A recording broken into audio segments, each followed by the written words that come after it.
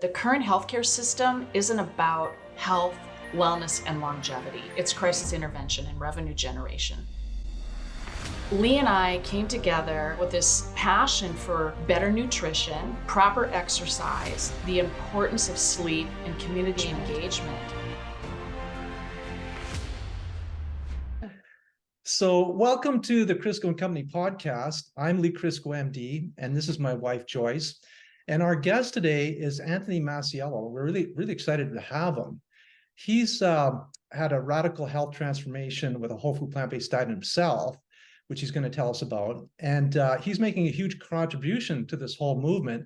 He's the founder and CEO of Love.Life Telehealth, which is a very innovative telehealth platform where the doctors are all highly versed in plant-based nutrition and use food literally as medicine, as it's supposed to. So, I think that the Love.Life Telehealth is filling a really important niche where that just hasn't been met thus far. So, Anthony, thanks for joining us. We really appreciate it. Thank you, Dr. Lee, and thank you, Joyce. Thank you both for having me. Yeah, I'm really excited to talk with you guys. Yeah, we've been looking forward. Thank you for the kind introduction. Oh, well, it's well-deserved, totally well-deserved. Well, I'm a little bit familiar with your story. We chatted a few weeks ago, but why don't we just throw it open and tell us, how did you end up with these health problems, and how did you stumble into the plant-based diet, and what happened? Yeah, so I mean, it started kind of it started at a young age. My parents split up when I was, I forget when it was, maybe when I was just starting elementary school. And then my mother and brother and I moved from New Jersey to North Carolina before I started the third grade. So I guess that's 8 years old, around 7 or 8 years old. And then I would go back and forth. I would spend my school years in North Carolina with my mom, and then I would go back to New Jersey and spend the summers and spend Christmas holiday with my dad. So I was going back and forth for a few years, and then somehow over the summer between the 4th and 5th grades, I came back to North Carolina after that summer to start the 5th grade, and my friends noticed that I had gained a lot of weight. Mm-hmm. In fact, my one friend asked me, he said, "Anthony, how did you get so fat over the summer?" And I didn't notice. And truthfully, I don't know how much they would have noticed if I would have been there for the whole summer. But, when you don't see anyone for a few months, and then when they come back, it's different. And for whatever reason, I kind of internalized that. And I really took that like, wow, I just listened to it as truth. And it was true. This is back in the early 80s. And there weren't a lot of overweight kids, not in my school, at least. In fact, there were 2 of us, at this point in like the 5th and 6th grade. So it was enough where it was a thing. And it kind of, it's sort of how I started to identify myself. And, looking back without trying to get too deep into what or why, it stuck with me for a long time. Mm-hmm. So I remained overweight, and I probably continued to gaining extra weight, all through elementary school, middle school, high school. And and then if you fast forward until 2005 now, so that's the early 80s. Now 2005, I'm living back in New Jersey. My wife and I had, I met my wife in college. We lived down in Bethesda, Maryland. We both worked at the National Institutes of Health for years down there. And then when we wanted to start a family, we moved back to New Jersey. So we moved back in 2002. We had my son Evan was born in 2004. And then in 2005, my wife was pregnant with our second son, and I went and applied for a 20-year term life insurance policy. Mm-hmm. And at this point, I was 33 years old, and I applied for this 20-year term life insurance policy and was declined. Mm-hmm. And it wasn't like they put me in a high-risk category. That had happened to me earlier. I think when I first got married, I got an insurance policy and I was put into a high-risk category. This one, they just said no. And to me, my background is computer science. I was working in informatics, so I understand data analytics and analysis and stuff. And I know that they just plugged in all of my information, mm-hmm. and their algorithm just said, this guy's not going to make it 20 years. He's a bad bet. Right? So what was amiss? What was amiss regarding your health? Yeah, so there was a lot. And this is the funny part is any one of the things that was wrong with me, I probably had 2 or 3 friends who I could kind of, have conversations with because they were doing the same thing. But I think the difference in me is that I had all of them. So at this point, I was morbidly obese. I weighed 360 pounds. I had a 54-inch waist. I forget, I think my BMI was like 46 or 4, or I could be wrong. It might have even been higher than that. So I had that. I was on medication for high blood pressure, and about the best we could get it with medication is 140/90. So it still wasn't even fully controlled with medication. I had high cholesterol. It was high enough where I kept telling my doctor that I didn't want to go on medications. Like it wasn't so high where she was insisting that I go on to medications, but she was concerned about it. It was hovering around that 220 or in that range there. I was diagnosed with sleep apnea, which means I was basically stopped breathing while I was trying to sleep at night. And I had frequent migraine headaches, and I was on medication for migraine headaches, but I would still get them. And I would have to kind of leave work sometimes, maybe 2 or 3 times a month. I would have to just leave work and go home and lie in a dark room. And then I had eczema on my fingers that I had had since childhood, and I had psoriasis that was developing, on the back of my neck, which I know now is an autoimmune condition. So I think that's the sum of it, but you add all those things up together, and I think just as importantly as the conditions themselves is how I was responding to treatment, which basically, nothing was under control, right? Were you Because diabetic? Were you diabetic? no, I Oh. wasn't. My blood glucose was fine. My A1C, I don't remember what it was. I'm sure it wasn't ideal, but they never mentioned the term pre-diabetic or type 2 diabetes, and there was never any medication that I was on for any of that stuff. The only medications I was on was for the blood pressure, which I was on one combination therapy and then a second medication. So technically, I guess 3 medications for the blood pressure. And then I was on medication. I had prescription for my migraine headaches. And then I had some creams and stuff for the skin conditions, but nothing that that really did anything. But yeah, I don't remember having conversations about diabetes, but it wasn't something that I was medicated for. So I'm assuming it wasn't something that was out of range. So that was me, and and getting this letter back from the insurance company that said denied, really scared me. And it scared me because here I am, I'm kind of just starting my life, like I always wanted to be a dad. I always wanted to be a father, right? I was excited to have kids, and I was like the guy who read 100 books on how to be a great dad, and and all this stuff, and that's why that was hard for me, because immediately what I started thinking was, first of all, am I going to be around to see these kids graduate high school, and or am I going to be around to see them get married, or am I going to get to see them become adults and start a career, and and start to be really excited about things, because they don't tell you when you're denied an insurance policy if they think that you have 3 years or if they think you have 19 years. You just know it's less than 20, right? So that really forced me to take a really close look at my life and the situation, and I knew I had to do something about it. When I took a close look, I didn't like what I saw. And on top of not having someone tell me that they didn't expect me to be around for a long time, what the heck was life going to be like for whatever time there was, right? Right. Dealing with all these conditions and having these headaches and being, the size I was, not being able to fit. How active was I going to be? Even though I read all the books, I might have been intellectually the best parent possible, but what am I going to be able to do with these kids? Am I going to be able to keep up with them? Am I going to be able to, if they want to go for a bike ride, am I going to be able to go? If they want to go for, a long walk or a hike, am I going to be able to go? All of those things were kind of swirling in my mind. Yeah. So what did you do next?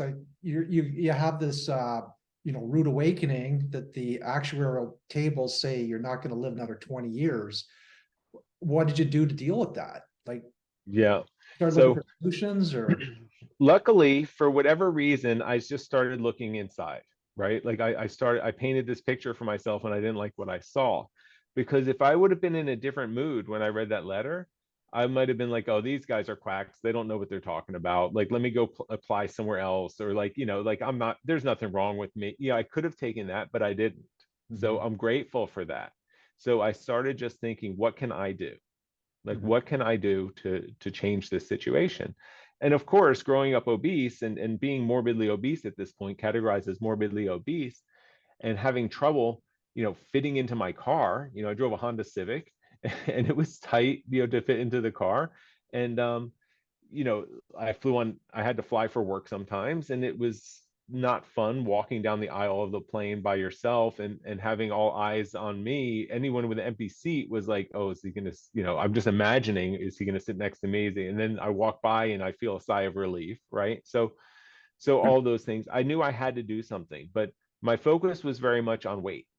So I said, this was October going into November. So I set a New Year's resolution. And I said, in the year of 2006, I'm going to give up sweets and I'm going to give up soda. I'm not going to have any more sweets, no more dessert, no more cookies, no more ice cream, nothing like that. And I'm not going to drink any more soda. And I set a goal to lose 50 pounds that year. So that would have brought me down to like 310, right? Which would have been a huge improvement for me anyway. But I didn't really know how to do it. I didn't have a plan. It's worth mentioning that I was already vegetarian because Oh, about 10 years earlier, 15 years earlier, in the early 90s, I went vegetarian because someone told me that I said I wasn't feeling good and I was not happy with my weight and stuff. And they said, why don't you give up drinking and drinking alcohol and meat and do that for a month and see how you feel. And the truth is, I felt pretty good. So I never went back. That month turned into 15 years at this point. So I was a sober vegetarian who weighed 360 pounds and had all these health conditions. But I was, and I can look back and see some of why that happened, because when I first went vegetarian, in the early 90s, we had one little tiny health food store in town, and they had a veggie burger, but it was terrible. And most of the things you had to buy were like powders where you mixed it with water at home, and they just weren't worth it. So all I ate, I bought a wok, and all I used to eat was like vegetables and rice. But then slowly that turned into cheese pizza. Then it turned into cheese stuffed crust pizza. And then, well, ice cream, that's vegetarian. That's not meat. I wasn't vegan. So I would be eating ice cream, and then, cookies and candies. And like, eventually I got to where I was, even though I wasn't eating meat, but I was still proud of not eating meat. And I knew that I felt better when I first stopped eating meat. So I didn't want to go back. And in the early 2000s, the only thing I could find on weight loss was like Atkins plans. And what we would know now is like a keto plan or something like that. Or so I didn't want to go that route. So my plan was simple: to give up sweets and sodas and to try to keep myself hungry, to eat less is what I called it. But what that meant to me was, don't eat much at all. And I did that. And I went through January, February, and March, and I didn't eat any sweets. I had given up all the sweets, and I didn't drink any soda. And I was kind of keeping myself hungry, like I wasn't eating very much, and I didn't lose a single pound. And yeah, that's how I felt. Just the way that you reacted is how I felt. I'm like, what what am I going to do? Like, how am I going to figure this out? Again, still focused on weight loss, right? So I just started Googling, and I just started searching, but now I started searching for vegetarian weight loss. And I was just looking for a plan or a program or something, someone that was going to tell me exactly what to do. I was so incredibly motivated. I was deathly afraid of the current situation. And I had all this to look forward to, that, this active life that I had imagined that I was going to be living with my family and my kids. So I Googled it, and I found Dr. Furman's book, Eat to Live. It oh, popped up on Amazon, And on the front cover of the book, I still have the first edition. I still have the book. On the front cover, it says fast and sustained weight loss. Mhm. I was like, There that you sounds go. pretty good. Mhm. That's what I want. But then, you know what? I read all the reviews on Amazon, and this is back 2005. There weren't a ton of reviews, but there were, there were plenty to read, probably a couple hundred or so. I don't know what it's got now, but, and nobody talked about losing weight in the reviews. Everybody talked about getting healthy. Mhm. And they said that they followed his program and like maybe their diabetes got better, or they followed their program and they got off their blood pressure medications, or they followed his program and their cholesterol improved, or they started feeling better, or autoimmune conditions. Like, people were talking about all of this stuff because this book was very much aimed at a weight loss book. I mean, fast and sustained weight loss is what it says on the front cover. But what I didn't know, and what some of these people who had written these reviews knew from Dr. Furman, is that he's really into healing. Mhm. He's really into giving the body, like making sure the body has all of the nutrients it needs and creating this optimal environment where the body can heal itself. And then as a side effect of that happening, if you're overweight, you lose weight, Yeah. and maybe if you're underweight, maybe you gain weight, like, but basically everything starts working right. So like that just made a ton of sense to me. Mhm. And that was the first time I ever kind of changed my thinking from wanting to lose weight to wanting to be healthy. Mhm. Because truthfully, losing weight might not have gotten me, that insurance, that validation from the insurance company. Who Right. knows? Right. Right. But certainly getting healthy Mhm. is what I was going, and that's what was going to keep me around for my family, and that was going to help me to have a long and kind of happy and satisfying life. So I bought his book, and I just started doing exactly what it said. And in my understanding, my interpretation, as I was reading page by page, I started making changes. So I didn't wait until I got to the end, and then like at the end, I think he has a 6-week plan. By the time I got to the end, I was already doing the 6-week plan before I even read the 6-week plan, because every single day I was making more changes. And to me, it was eat more fruits and vegetables every single day. Mhm. Like, eat more today, more fruits and vegetables today than you did yesterday. And that was my goal. And for example, I never used to eat breakfast. I would get like a coffee, sometimes with cream and sugar, sometimes black or whatever. And then I would not eat anything, and then I would have lunch. But where I worked, we had this cafeteria, where the same cafeteria I would go to get my coffee, and they had like this big fruit bar, like a big fruit buffet, and you could just fill your container, and then you could weigh it and you could eat fruit. So I remember walking to the cafeteria with my friend Mike at work, and I said, Mike, I'm reading this book, and it said that basically the more fruits and vegetables you eat, the healthier you'll be. And he looked over at me, he said, yeah, duh. And I was like, how come I didn't know this? Like, you know, like, like, why other people know this? This is obvious to other people, but like, I didn't know, and I legitimately didn't know, Mhm. right? So I started concentrating on eating more. So then I started just having fruit for breakfast, and eventually got myself off the coffee, and stuff like that for other reasons, and we can go into that a little bit later if you want. But I started eating. So, and then for lunch, I would still eat whatever I would have for lunch, because again, I was vegetarian, but I would make sure to have a big salad first. So Mm. even if I went with my friends it's like out to pizza, right? Like in Mhm. the past, I would just get 2 slices of pizza. Now I got a huge salad. And in the beginning, I probably also got 2 slices of pizza, but maybe I didn't eat them both, but I always ate the whole salad first. And Mm. then the pizza went down to 1 slice of pizza. Then it went down to pizza with no cheese on it, which is pretty easy to get here in New Jersey, because like they make like this bruschetta pizza, which is basically just the pizza crust with all diced tomatoes and onions and maybe basil and oregano on it. And then they put like a couple little pieces of fresh mozzarella, but it's not melted. Mhm. So they can very easily take that off. That's what they would do for me. They would take that off, and then I would get a big salad and basically, 1 slice of pizza covered in, buried in fresh tomatoes, right? Mhm. And then eventually the salad became enough, and I didn't even get, the pizza anymore, Mhm. right? So that's how I would kind of progress. Or maybe I would even just get a salad plus an order of steamed broccoli. Mhm. Or if you go somewhere and a salad comes with cheese on it, I asked if they could, take off the cheese and sub some, just put some cubed avocado on it or something like that, or throw on some walnuts. And I just started making these changes. So it was just all about maximizing the fruits and vegetables that I eat. And I didn't put hard lines on what I had to give up. I still at this point had not yet said no cheese. I still had not yet said no fried food. So for example, when I would go to the Mexican restaurant, I would get the vegetable fajitas. And eventually, since I went to this Mexican restaurant probably once a week or so, I got them to saute my vegetables in just water. So it was basically steamed vegetable fajitas, which was fantastic. But I was still eating the chips, you know, but in my mind, every chip had to have as much salsa that would fit on it because that was the vegetables, right? Yeah. And then I remember then one day I just said, okay, I don't need the chips anymore. I'll just wait and I'll just dump the salsa on top of my vegetables when that comes, and I'll eat it that way. So I made progress.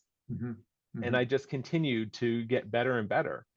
And the weight started dropping like crazy. Between March and May, when my son Henry was born, he was born on May 2nd, I lost 30 pounds. Wow. So that was like, that helped me. That really upped the motivation from those first 3 months of not having lost any weight. Right. Now I went another few months, another 2 months, and now I lost 30 pounds. So that was like huge motivation for me. I just continued, right? I just kept doing more and more and more, better, cleaner, every single day. And by the end of 2006, I had lost a total of 90 pounds. Wow.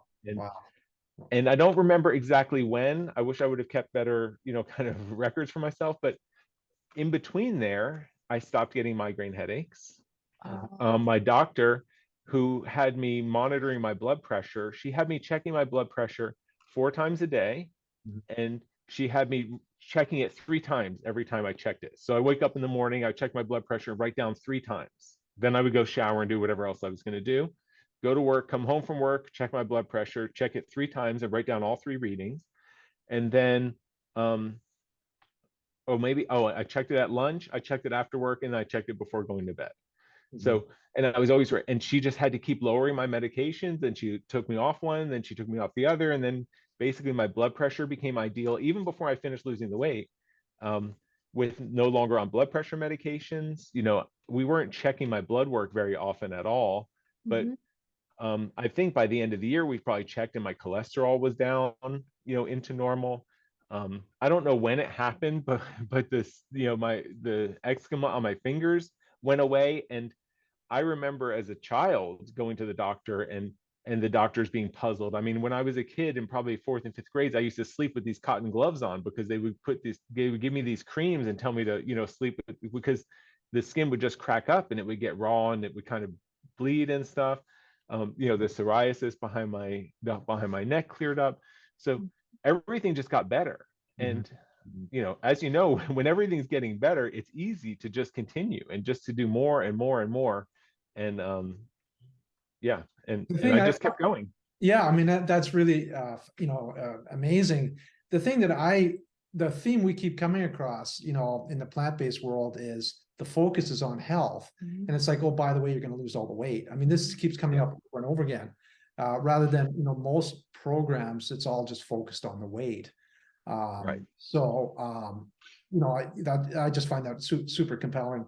And we both, health improvements from going on a plant-based diet. Like my cholesterol dropped from 330 to 143. Yeah. With no meds. And right. I actually was, in the pre-diabetic range for my blood sugar. Literally within 4 days, it was gone. Wow. And I was just totally hooked. And I found my exercise capacity went up. And Joyce, it was, somewhat similar experience. Like she just found her energy improved and you lost some weight without really trying. And, because you get to satiety. But as far as the Dr. Furman approach, I really like his approach. One thing that, he emphasizes a variety of different foods.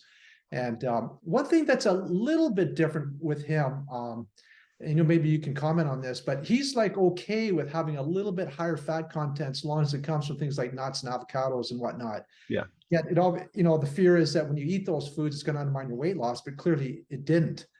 I mean, if you compare that to the cheese pizzas and the grilled cheese sandwiches and the Ben and Jerry's ice cream, like some walnuts here and there, or some pumpkin seeds, or even avocado every day, like it's going to be nothing compared to that, right? I mean, if you even think about, I don't know exactly what the nutritional profile, but this would be interesting to do. But if a quarter-pound hamburger is a normal serving of hamburger for someone to have, like, how does that compare nutritionally to a quarter-pound of nuts, right? So, Right. and a quarter-pound of nuts is a lot of nuts. Mhm. But I would guess that the protein and the fat ratio and the carbohydrate ratio, I would bet you it's probably less fat in the nuts than in the hamburger. And then the other I thing, think so. I think so. I have to double check it, but I and it think, probably depends on the nut as yeah, well, but yeah, also then, how many of those calories in those nuts are bioavailable, right? right, Depending on right, how much you chew them, and how thoroughly you are with that, versus the grease that comes out of that hamburger that we know gets sucked up like that or digested just like that. So clearly, for someone in my situation who is morbidly obese, like I probably could have eaten any amounts of nuts and seeds that I wanted to, and I still would have lost weight. But I also think that something like Dr. Furman's, the fact that he's okay with nuts and seeds and some higher fat plant foods, he also is a proponent of mild caloric restriction, oh yeah. right? So he doesn't want your total calories to be high. So even if you are fitting in some nuts and seeds, like, you can't be eating that many nuts and seeds and still maintain slight caloric restriction. So I think it is a point that people talk about. It's a differentiator a little bit with his plan or the other plan, but I do feel like he kind of gets it's not always taken fully in context, right, Right, of the rest of his plan. And it's very easy for some people to say, oh, if you go on the Furman plan, you can just load up on nuts and seeds, because in fact, that's not the case. right, He's not, Right. he's yeah. talking about using nuts and seeds in salad dressings, so Mhm. that you have that, so when you're eating your raw green vegetables, you've got some fat that you're digesting at the same time, so that you're extracting maximum nutrients, through that digestive system of all those raw vegetables that you're eating as well. And he's not talking about, when you're watching TV at night, going grabbing a huge bowl of peanuts or cashews or something and sitting there and just eating them one by one. So, Yeah. so that's my take, and having, gotten to know Dr. Furman over the years, he's seen me put a handful, pick up a handful of nuts and put a couple in my mouth, and he's like, "What are you doing?" So that's not his intention. Yeah. Well, the nuts are interesting because they're calorically dense, but it's been shown that people that eat a small handful a day roughly actually are leaner, and they Yeah, have less heart disease. yeah, The thing that I think is potentially confusing for people, like if you look at the Esselstyn heart trial, they were disallowed from having nuts. The rationale being that there's a tiny little bit of saturated fat, and these people were really sick, and they really wanted to totally limit the amount of cholesterol that was in their body, and saturated fat stimulates production of cholesterol. So at this point, from what we know, like if you have heart disease, try to reverse it, you probably should restrain from eating nuts. But yeah, otherwise, they're probably a good idea, in yeah, small amounts. yeah, So you're losing all this weight, you're feeling better, I assume. yeah. Uh, So, and it's the end of the year again. So yeah. I set myself another New Year's resolution. Mhm. And this always reminds me to bring up another point. So I lost that first 90 pounds doing zero exercise.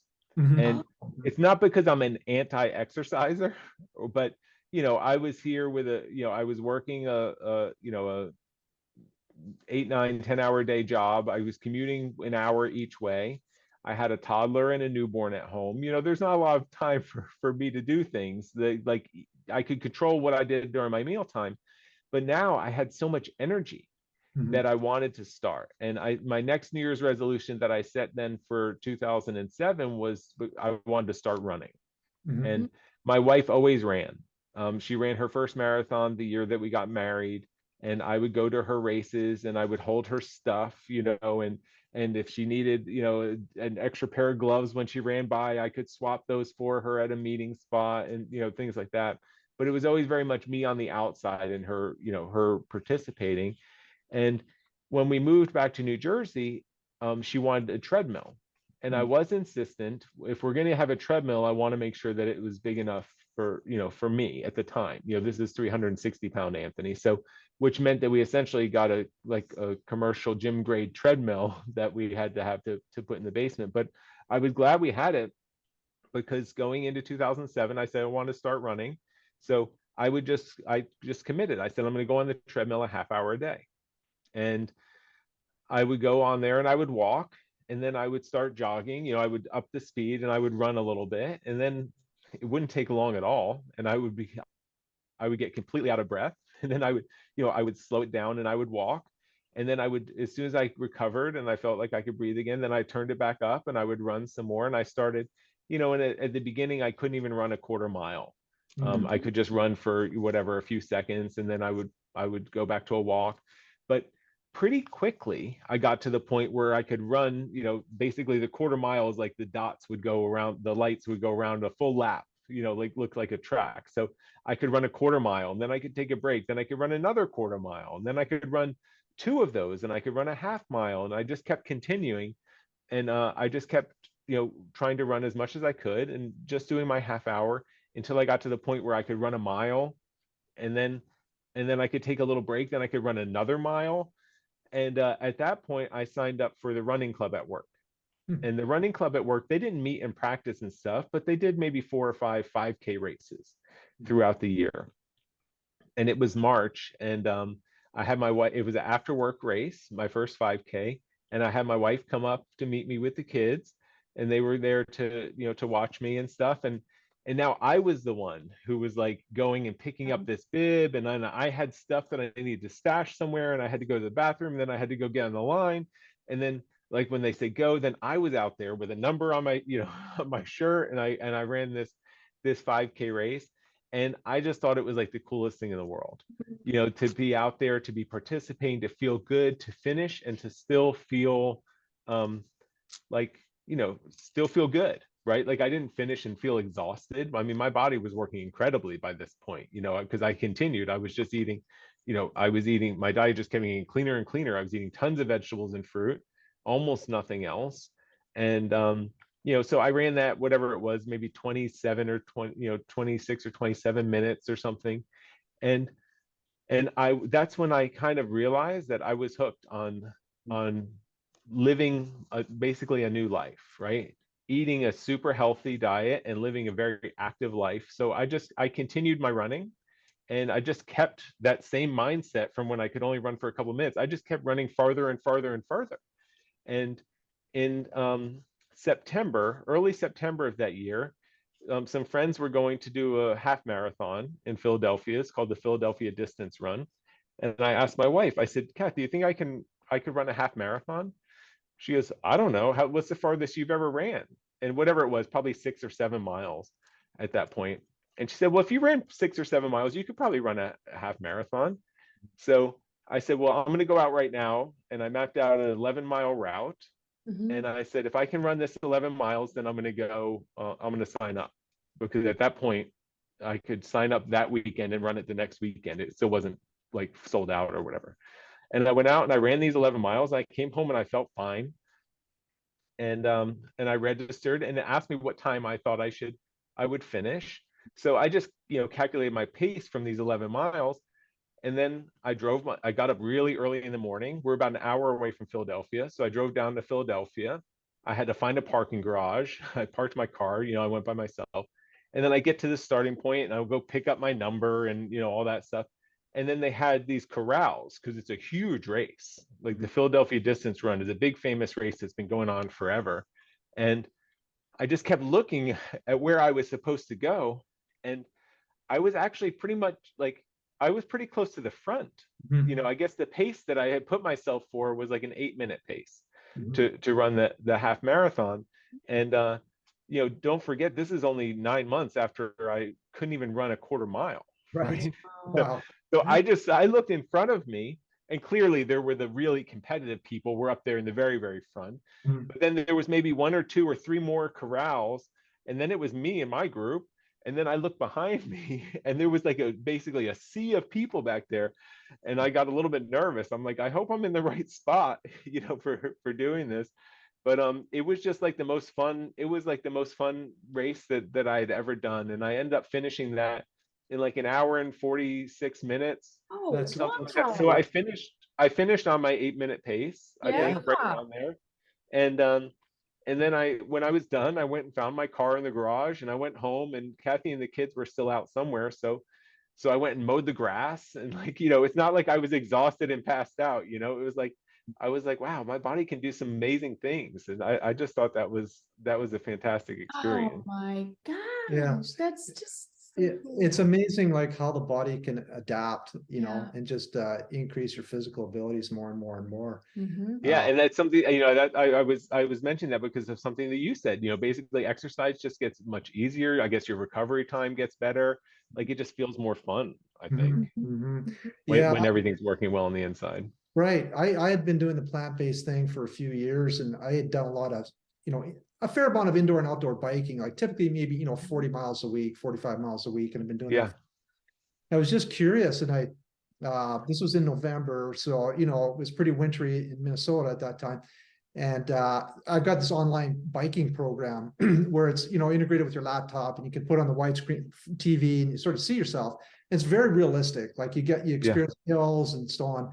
In some ways, it's actually a little harder than biking outdoors because there's no stop There's sign. no coasting. You just Yeah, go. yeah, And so I was curious to know if I could do 100 miles.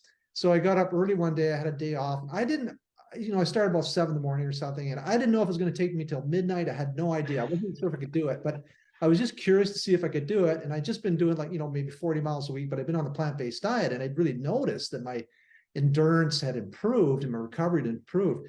And I went 102 miles in about 6 hours and 15 minutes. wow, And, it was hard, but it didn't destroy me. yeah, In fact, like the next day, I think I did, like a 10-mile right. workout. So I attribute that to the plant-based diet, like the recovery that you can Me get. too. It's Yeah, incredible. But yeah. my That's understanding, fantastic. yeah, yeah. Now my understanding is like this whole experience kind of dovetailed with your career in that Yeah, you were working on the Human Genome Project, and then you learned a bit about the plant-based diet, and it sort of changed your view of what you were doing. yeah. Tell So us a bit. I'll just close up the chapter on the weight loss story, because Okay. I ran this half marathon in September. The other thing that happened in that same September is my weight loss stopped. And Oh. it stopped just as suddenly as it started.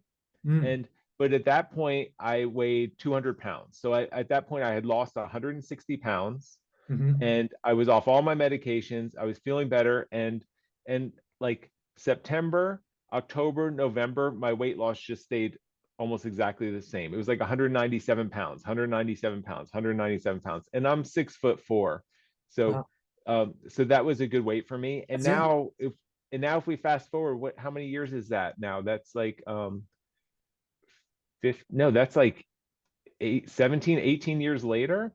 And now my weight fluctuates, about 10 pounds, right? So it's still like I'm probably, this morning I'm probably like 215 or something like that. So my weight loss is, for practical purposes, for someone like myself, like my weight loss has been stable now, ever since, Mhm. it stopped there in the September of 2007. You It, know, it, it's I have a quick incredible. question. I'm really curious. What are your thoughts on intermittent fasting? Did you ever Yeah. incorporate fasting in your program? So I didn't do it by name, but Mm, Dr. Furman's book is very clear on don't mhm, eat when you're not hungry, mhm, right? So, or only eat when you're hungry. And to me, it was only eat at meal times. So mhm, don't snack, because he really wants to increase the amount of time you spend in the catabolic state, where your mhm. body's doing its cellular repair and all that stuff, which is intermittent fasting. Yeah. But maybe it just didn't have the label back then Right. in 2005, or maybe it just wasn't known as much as intermittent fasting. And so I probably did that to an extent because I was careful not to do snacking. And when I got hungry, it didn't matter what time of day it was, I would have my meal, Mhm. Mm, right? Which would be, lots of vegetables, a big salad. It's not like I was looking for, like a snack bar or, something like that, just to hold me over, to mealtime. So I never really, consciously did intermittent fasting to that extent. I did try years later. I just said, oh well, what's it like if I don't eat breakfast?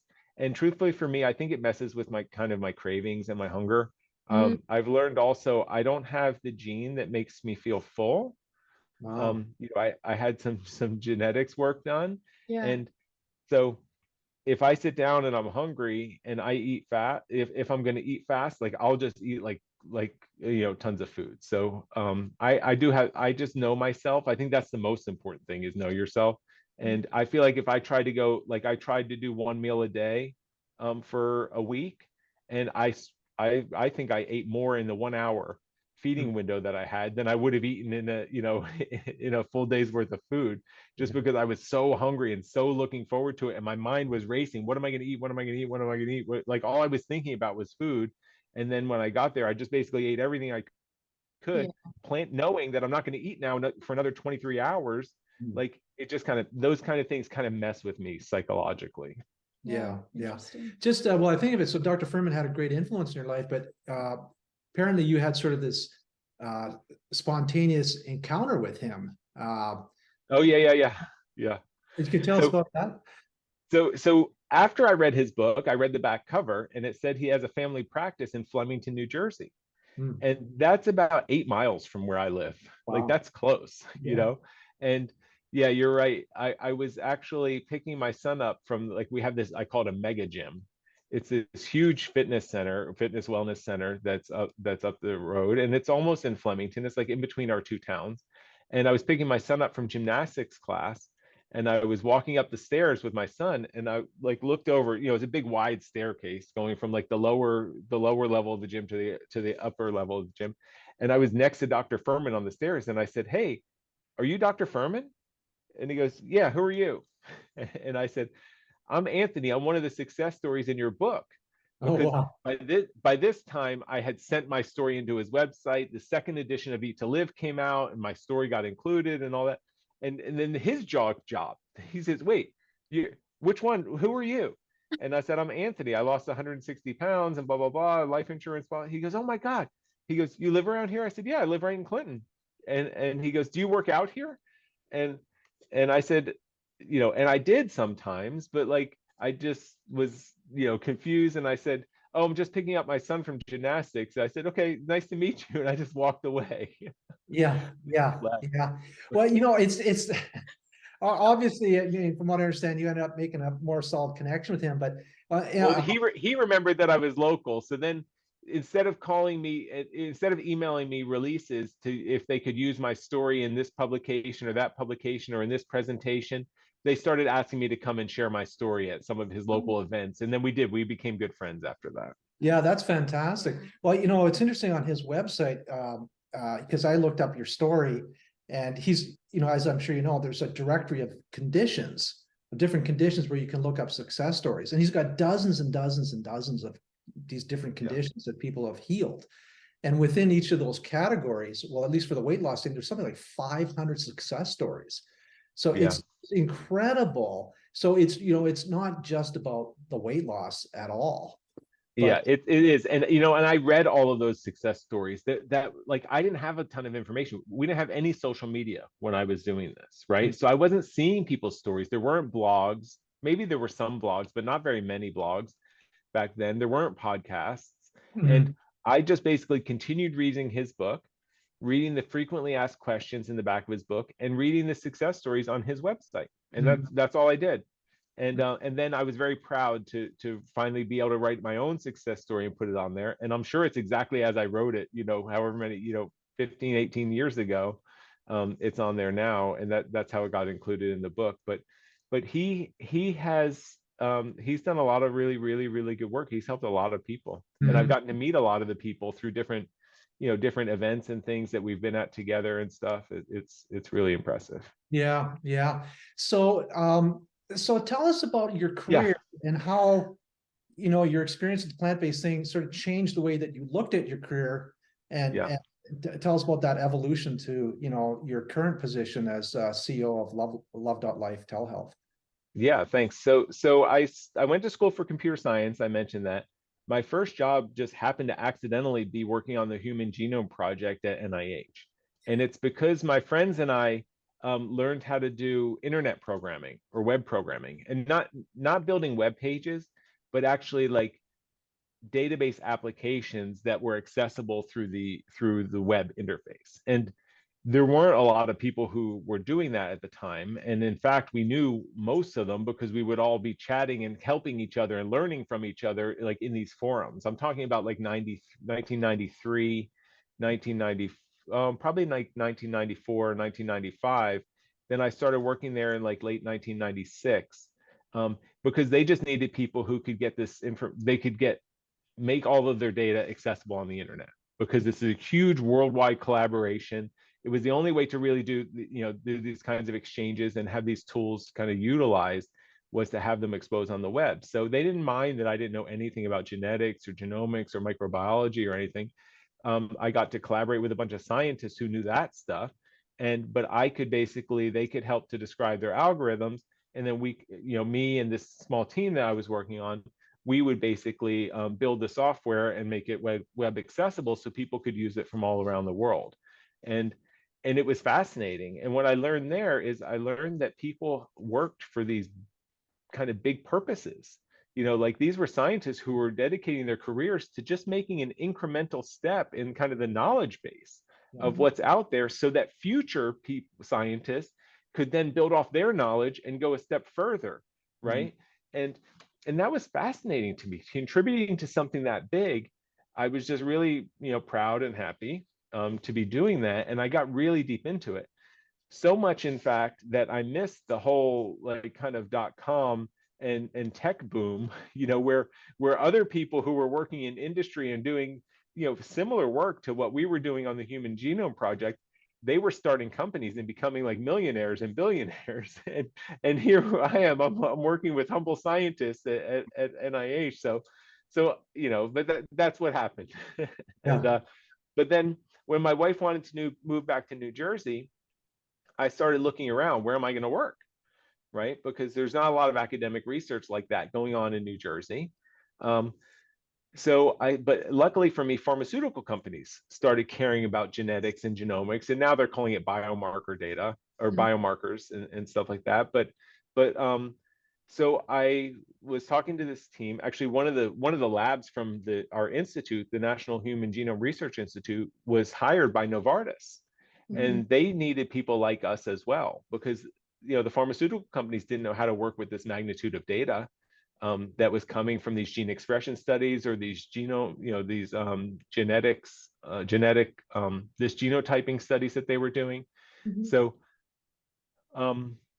they needed people who could use the data. So it was a pretty, good fit for me to transition.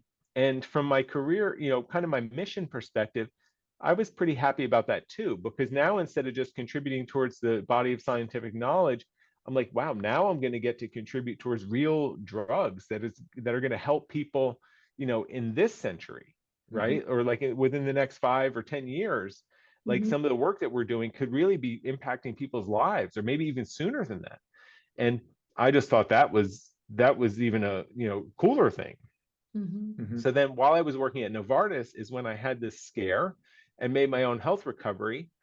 And then I would be walking around our campus here in New Jersey, and it was 500 acres, and there were 10,000 people just working on our site.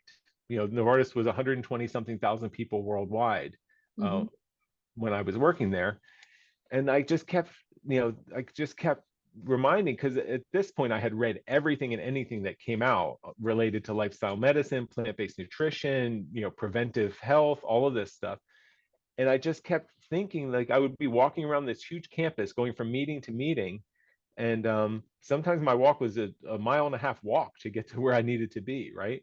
And I would just say, 80% of what we're doing here is just to enable people not to take care of themselves. Exactly.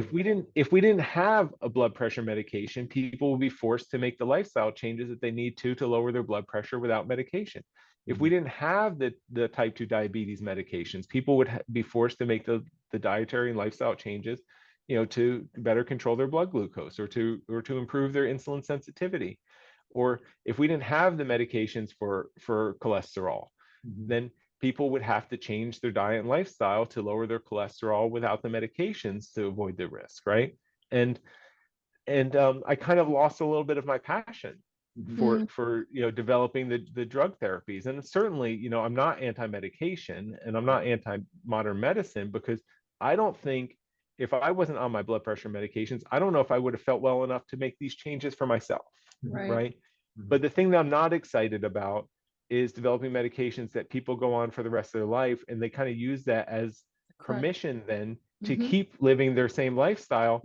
And basically, who knows if they're actually lowering the risk of disease, or if they're actually improving their quality of life. We Yeah. just know that they've included their markers, their measurements, Right. right? Yeah. Mhm. So, I mean, I've had, similar insight. I'm a diagnostic radiologist and spend my day, looking at various scans and so on. And then after I sort of got educated in the whole plant-based thing, I came to realize that really what I'm doing is spending most of my time just diagnosing nutritional diseases, manifesting with, Wow.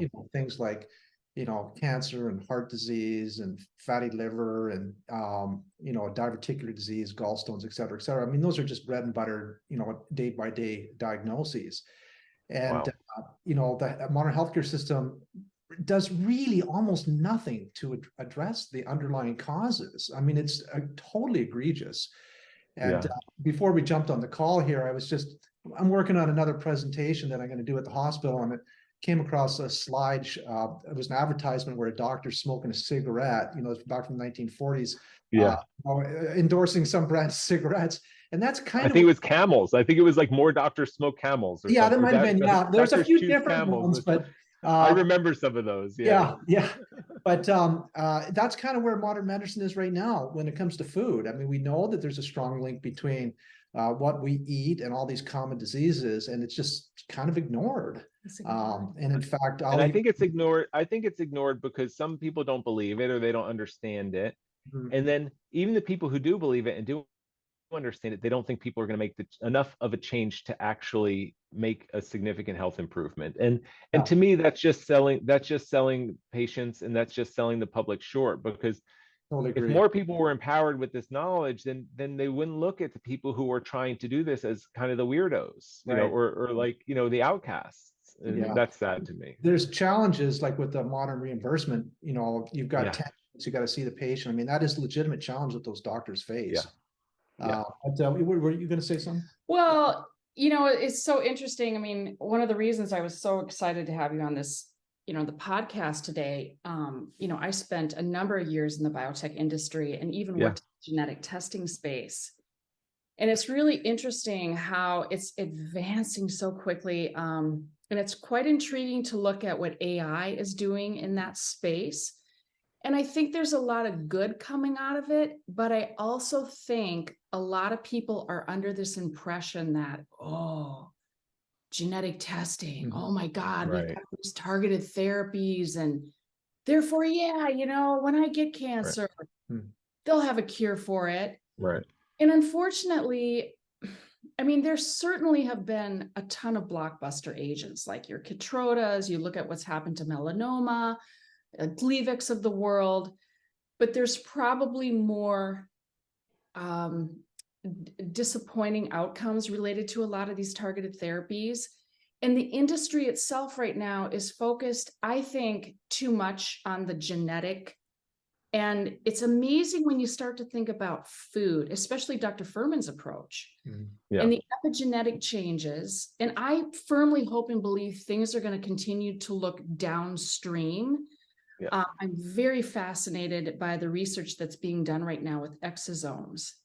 Our cells are actually communicating with each other chemically.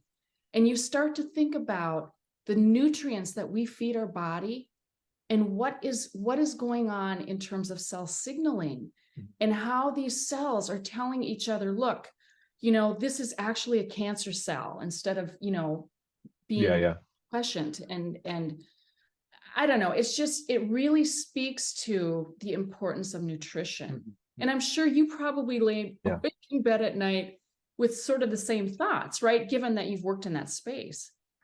Yeah. I mean, again, and I'm sure you know this as well, like I worked with incredibly mission driven, passionate people who wanted to do good things, right?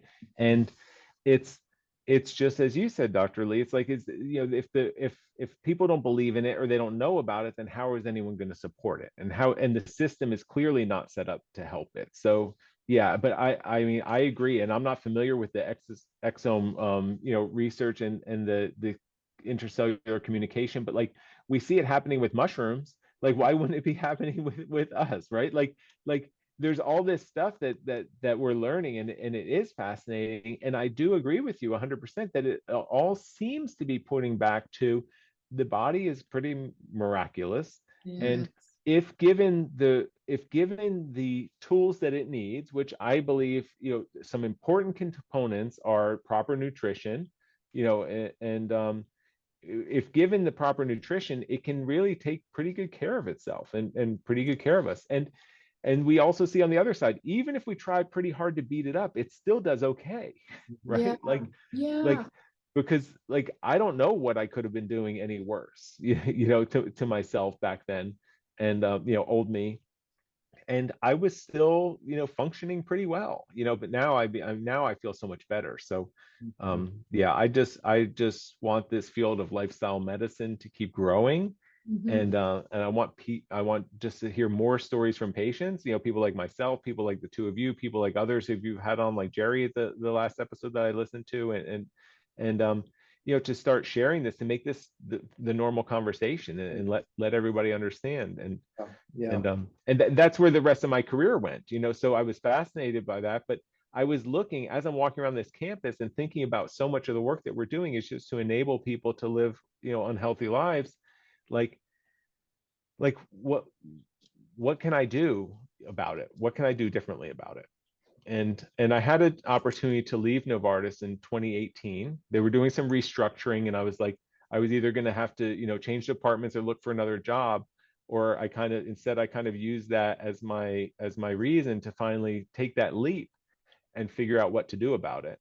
And when I left, I didn't have a plan, but I knew a lot of people, who in this space by this point, just from volunteering. I mean, I volunteered for 12 or 13 years in this space, whether it was speaking or doing podcasts or sharing my testimonial or writing up my story, my articles, doing volunteer coaching and support for others who were on their transformations.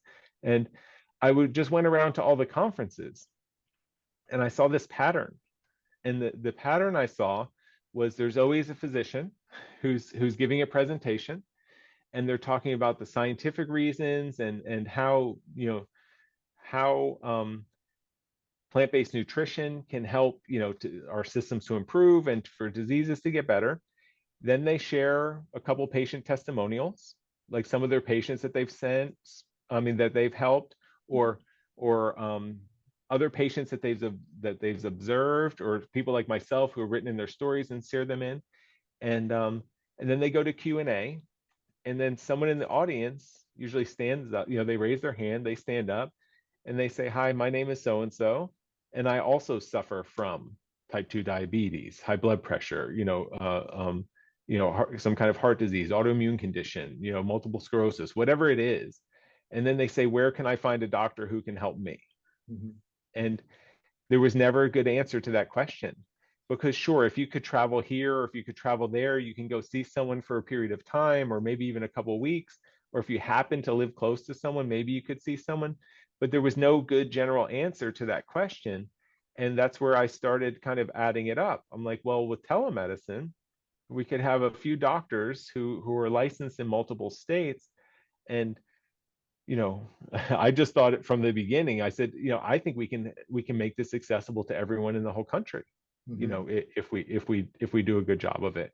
And then that became my idea. And I had to be very persistent. I had to convince the first couple of doctors to, kind of take this leap with me and to get it started. And we did. We launched in March of 2020 with just myself and my first partner, Dr. Marbus, and she had 13 states. And then very quickly we brought on Dr. Miller and Dr. Clapper and then Dr. Pierce and Dr. Scheuer, and we grew. to 50 states by the end of 2020. And at that point in time, anyone on the planet could have an appointment because they do licensed medical care for people in the United States, in all 50 states plus Washington, D.C. But then they also do international consultations. Mm. And they're not licensed medical visits because they can't order labs, they can't order medications, but they can certainly do they can do all of the kind of medical counseling, and they can review whatever labs that the patients bring in, and they can give advice, and they can tell people what to go ask their doctors to do, as far as additional testing and prescribing and things like that. So yeah, it's been a lot of work, but it's been incredibly rewarding. Mm-hmm. And again, every time we hear from a patient or someone who has success with one of the doctors, like it's just like that's what we're all doing this for. Mm-hmm. It's and especially when it's someone who might never have had the opportunity to work with a doctor who Mm-hmm. practices lifestyle medicine that's focused on treating the root cause of a disease, and helping them to create an optimal environment in their body where it can heal itself. Mm-hmm. Like that's what I'm just like, I love my job of connecting patients with these doctors. Like that part of it is just it's fantastic. Well, I think, it's really interesting. I mean, we're pretty good friends with Kiri O'Connor, and, she tells us about the satisfaction she has when she really helps somebody out. And, the objection that doctors will give, well, no one's going to follow along with it. I've only got 7 minutes for my visit or whatever. It shows that if you create a space where they can actually spend some time with them, you can actually affect meaningful changes and get, just phenomenal results. Yeah. Yeah. So, We've been able to see it over and over and over. We've got over 6,000 registered patients now at Love.Life Telehealth. And probably not all of them have had appointments, but those are all registered, and some patients have had 20 or more appointments, and and some have had one or two, and it's hard to know what's the right number because it is different from everyone. And what I think is most fascinating is that they really practice individualized care. They treat each patient like an individual. It's not like they don't have a script, like if you come in with this, you're going to get that. They're going to dig in because it's always then because there's always the medical condition part, but then there's what's the patient's goal? What does the patient really want for themselves? Because that's what matters the most. And then what are they willing and able to do to get there? Because people who only want to make small changes in their lives, they can still realize some significant benefits. And then people who want to make huge changes, they just have more opportunity to make changes. That's why, the shortest visit at Love.Life Telehealth is 30 minutes. And what the doctors would always, and that's a full 30 minutes with the doctor after the patient has completed all of their intake questionnaire, and that's reviewed even before the doctor sees the patient. So the doctors would always prefer a 1 hour appointment, and I think the patients would always benefit from it as well.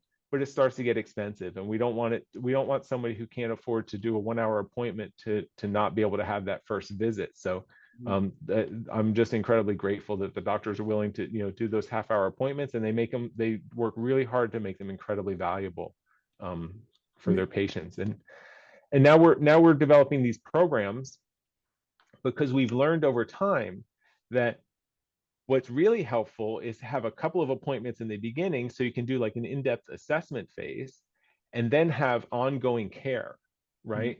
Where the doctor checks in at least quarterly with the patient to track progress, make adjustments. And then in between those appointments, we want to have some support in the form of like health coaching and kind of online learning that can be prescribed to the patients, and also a community group of members of all the programs where they can kind of interact and have discussions with each other. So we're putting that together so that we can actually just make sure that we have everything that's needed to really support someone in really achieving their goals. Yeah, that's really exciting. It almost makes me wish I had something wrong with me so I could be a patient there. But we have longevity programs too, and that's good for people who are already healthy and they just want to prevent things from happening in the future. And I'll have to check it out. The neat thing about those is they do a lot of really advanced assessments, because now you don't need so much medical care, but you can do all the genetic analysis or the nutrigenomics and see how your genes have kind of predisposed you to this or that, and what creates an ideal kind of, diet and lifestyle for you based on your genetic makeup. And then they can look at your microbiome and they can measure that and then set you up for, if there's a such thing as kind of improvements that you can make to even make that better. And they'll do things like measure your VO2 max and other kind of advanced markers that will help to determine like cardiovascular health and optimization and stuff. So there's a lot of optimizing that can be done, for people who aren't already suffering from chronic diseases. Yeah. I'm sure you've done a lot of this work yourself as well. We should check it out and do some videos about it. Yeah. About the experience. Yeah. One area of concern that I personally have is I have something called elevated lipoprotein A, which is, it's a type of lipid and it's highly genetically determined. And it concerns me. And I, sought a cardiology consultation about it. She said the most important thing you can do is what I'm doing is, have a really good lifestyle and optimize all the other risk factors that are amenable to modification, your cholesterol and blood sugar and so on. But we should definitely check that out. We are going to check that out. Yeah. That is so exciting. Yeah, I think that's like fun for the doctors to work on with you, right? Because now it's not coming from a place like when I was starting out, like where it's like, okay, I'm just trying to kind of survive and make sure I'm going to live. Now it's like, how can I really squeeze every ounce of joy and excitement and longevity out of this incredible life, right? And like they can dig in. Basically they use the resources that would be spent on disease reversal kind of stuff or disease, and spend that on life optimizing. And I always consider quality of life. I mean, that's really the only measurement that's worth paying attention to, is what are we doing to help people to improve their quality of life, today and for as long as possible. Right. Are you incorporating like the Mastering Diabetes program into? Yeah. So the short answer is we're incorporating it slowly, just because it's incredibly complex. But they're also part of the Love.Life family. They've got an incredible kind of track record of helping people to improve their insulin sensitivity or get rid of their insulin resistance and in so many cases reverse type 2 diabetes, or really to live as optimally as possible, even for type 1 or type 1.5 diabetics. Like their program's incredible. So we're going to be working towards that in steps, because we'll eventually, who knows? I don't know if it's 5 years from now, 10 years from now, there won't be any difference, right? We'll all be Love.Life programs, and it'll go from medical to coaching to education, and there'll be in-person locations and online locations, and it'll all just be like a big blur, right? But for now, it's still a little bit separated. But we are talking about introducing their programs with medical supervision. And then we're talking about implementing our programs with their coaches. Right. So we're going to kind of go for these hybrid approaches, and we should be able to do some of that this year, before the end of 2023 here. We should have, and we've been working with them since day one when it was plant-based telehealth. They recognized so early on the benefit of their clients having a doctor who understands what they're doing through their coaching and their training, because otherwise, as I'm sure a patient will go to their doctor and the doctor's like, that's not going to work. You can't do that. I'm not taking you off your medication. No one needs that. It's too hard to make these kind of changes without having someone kind of whispering doubt into your ear. So we've been loosely collaborating since we've existed. And we're just looking forward to getting in kind of more, doing that even better to just improve the patient experience that's great. For the patients and clients. Well, we're big fans of what you're doing. I mean, thank you. We really are. I'm big fans of you guys and what you're doing too. Well, thank you. We're trying to do our little part to, preach the news, about healthy living and good food. But so we're really rooting for you and lots of success. And thank you. We really appreciate you taking the time. I loved it. I really enjoyed talking with you guys. It flew by. I don't even know how long we've been talking. Yeah. Well, we got to do it again sometime, because we really enjoyed it. I'm sure that our viewers are going to enjoy it too. So great. Yeah. You're very welcome. Thank you. Okay. Have a good night. Thanks, Anthony. I hope you enjoyed the conversation with Anthony as much as Joyce and I did. If you want to hear a couple more inspiring stories of people turning their health around with a whole food plant-based diet, click on the screen. Self-described fat man Tim Kaufman and his wife Heather together lost 290 pounds on a plant-based diet. while Tim mitigated the effects of the serious connective tissue disease, Ehlers-Danlos syndrome. Love.Life patient Jerry improved his diabetes within 1 month, reducing his insulin dose by 3/4. So, as always, like and subscribe. Thanks for watching.